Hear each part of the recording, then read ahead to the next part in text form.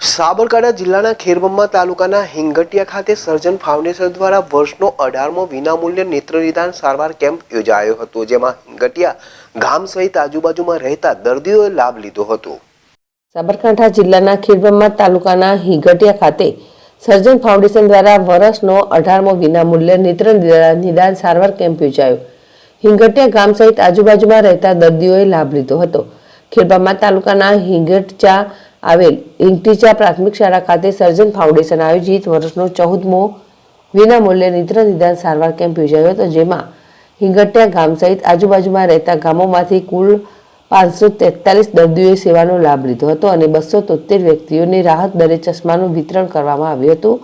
જ્યારે 112 દર્દીઓને ઈડર ખાતે આવેલ આત્મવલ્લભ હોસ્પિટલ ખાતે વિનામૂલ્ય ઓપરેશન સહિત દર્દીઓને રહેવા, જમવા તથા લાવવા લઈ જવા સુધીની સગવડ પણ પૂરી પાડવામાં આવશે.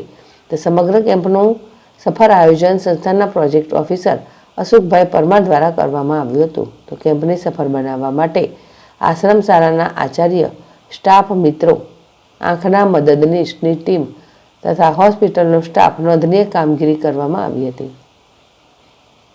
જિલ્લાવાલ છે, ટીવી પ્રાંતિજ.